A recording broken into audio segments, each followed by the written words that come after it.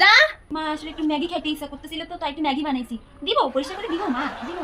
তুই তো ম্যাগি খাস না? খাই তো মা। তুই ডাইটিং করতেছ, তুই সকালে কিছু খাইস না, তুই দুপুরে কিছু খাইস না, রাত্রেবেলা রুটি খাস, তুই ম্যাগি খাবি? কি রে? না না মা, ম্যাগি খেলে কিছু হয় না, আমি টিভিতে দেখছি ম্যাগি খেলে কিছু হয় না, ওই জন্য ম্যাগি বানাইছি, ওই জন্য ম্যাগি খাবো। ম্যাগি খাবি তুই? হ্যাঁ মা। ডিমটা কেন নিয়ে আসছে? তুই তো ডিম খাস না, ডিম দিয়ে ম্যাগি বানাইছিস? হ্যাঁ, ডিম তো আমাদের বাড়িতে থাকে না, ডিম করতে আনছিস তুই? গেলাম আজকে মানে ফাইটে গেলাম, শেষ আমি।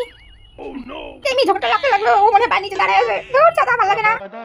শুনছি ম্যাগি গার্নিশ করলে হবে, নিজেকেও তো একটু গার্নিশ করতে হবে। গার্নিশ করে নিলাম নিজেকে। যাই বাবা, এটা দিয়ে আসি এইটা।